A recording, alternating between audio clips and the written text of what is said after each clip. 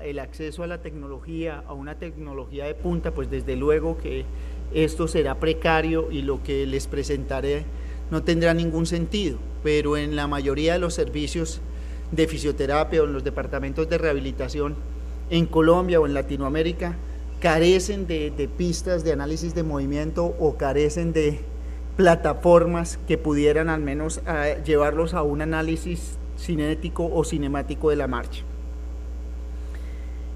Comprendí con el tiempo que con el boom de la tecnología era importante poder tener claridad absoluta de la terminología.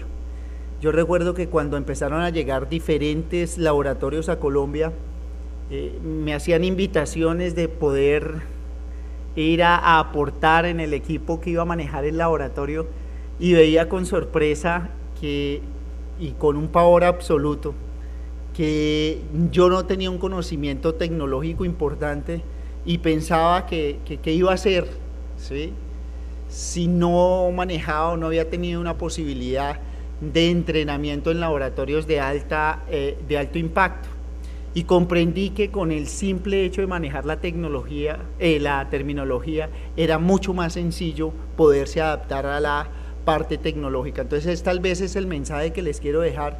No siempre se cuenta con tecnología de alto costo o se tiene esa oportunidad. Si ustedes son fuertes conceptualmente, seguramente va a ser muy fácil este tipo de esto. Nunca me habían tomado tantas fotos.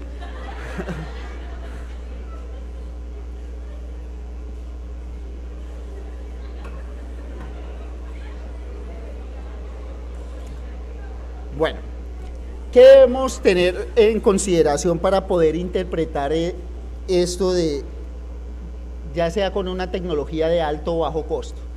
Inicialmente tener claro que es necesario poder identificar la terminología de parámetros espaciales y parámetros temporales, que tal vez es el común denominador en los servicios. Muchas veces uno habla de parámetros espaciales y la gente se está refiriendo a los temporales o lo contrario. Entonces básicamente hablamos de dos periodos, un periodo de soporte que es mayor del 62%, en promedio, y un periodo de balanceo del 38%. Siempre uno les pregunta, pero ¿por qué no tenemos en el periodo de marcha o en el ciclo de marcha mejor los dos periodos con el mismo valor? El hecho de que podamos tener un pie sobre la tierra, al menos conceptualmente, eso hace que el periodo de soporte sea un poco más largo que el periodo de balanceo.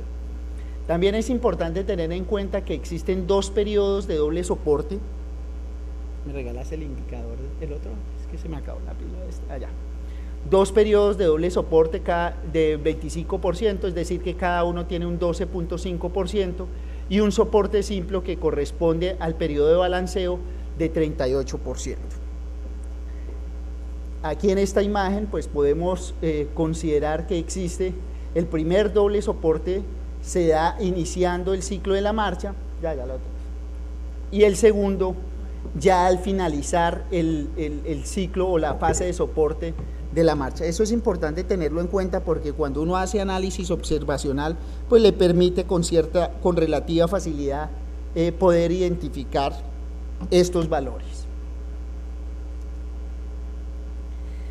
Frente a las fases del ciclo de la marcha, pues podemos clasificar o tendríamos que entrar a valorar cada uno de ellos. El 62% del ciclo de la marcha está compuesto por 5 fases, ¿sí? Es decir que el periodo tiene 5 fases de soporte, una que es el contacto inicial, lo que antes se denominaba el golpe de talón. No es un buen concepto o un buen determinante hablar de golpe de talón, porque no siempre la persona ingresa su contacto, el primer contacto con el talón. Otro que es la respuesta a la carga, que es solo del 10%, el soporte medio, el soporte terminal y el prebalanceo. Estas 5 fases es importante que uno tenga claridad de dónde a dónde van para que en un análisis cuantitativo y cualitativo se puedan identificar. ¿A qué quiero llevarlos con esto?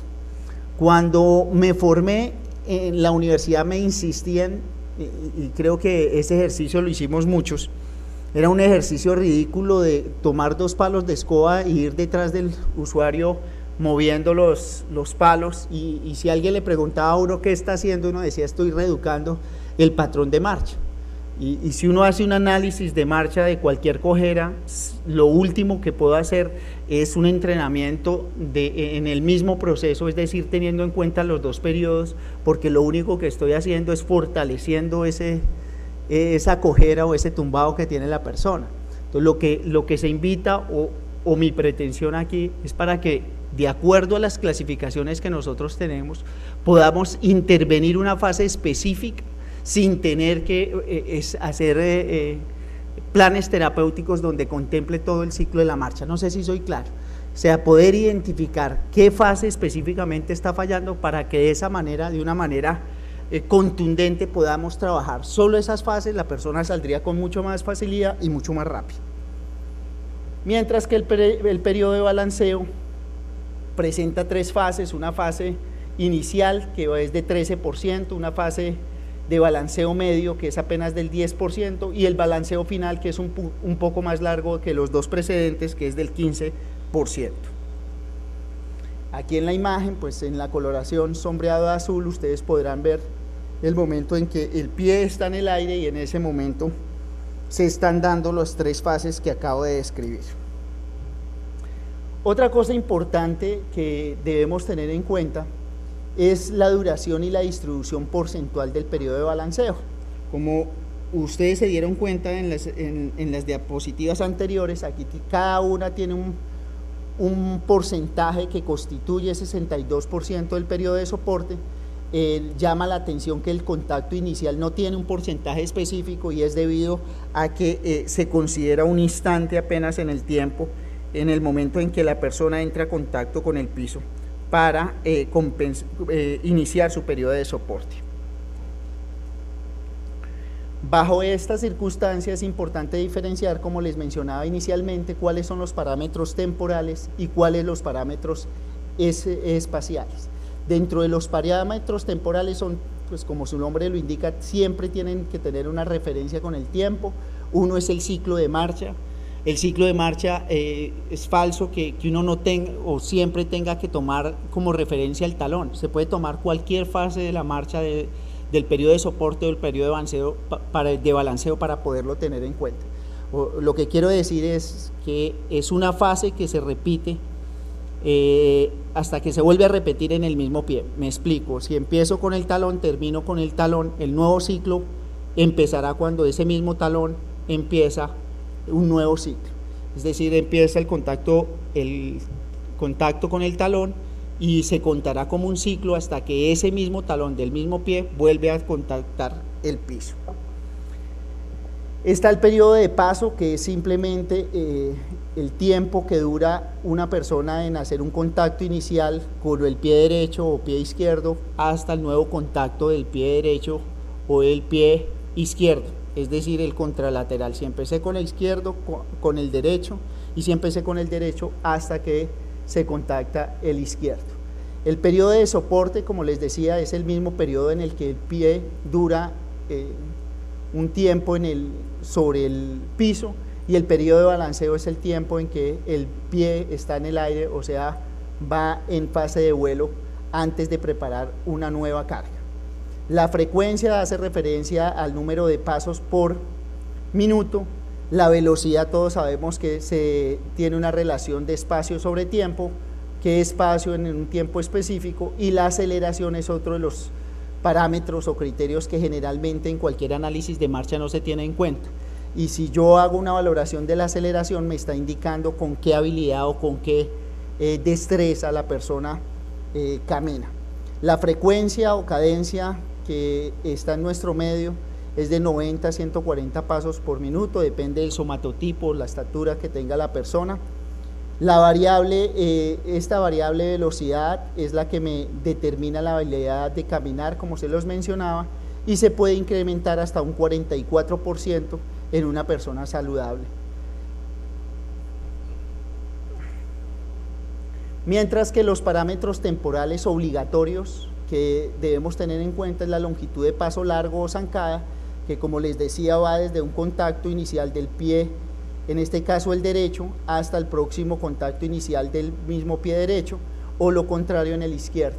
Esa longitud, cuando uno ve en ciertos servicios que se hace un análisis juicioso de la marcha, lo que ve con frecuencia es que se toma solo la zancada de uno de los lados y tendríamos que tomar los valores tanto derechos como izquierdos.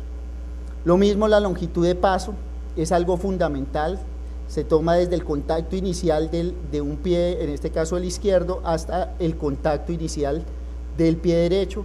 Este es el paso corto, también denominado longitud de paso. El ancho de paso es básicamente definido, el que nos define la línea de progresión de la marcha. Generalmente lo que hace uno es tomar el centro del talón del pie izquierdo y del pie derecho, y en este sentido puede trazar una línea que una, esto me está fallando, trazamos una línea desde el talón izquierdo al próximo talón, el mismo talón izquierdo, y otra línea entre el talón derecho y el talón derecho del próximo paso.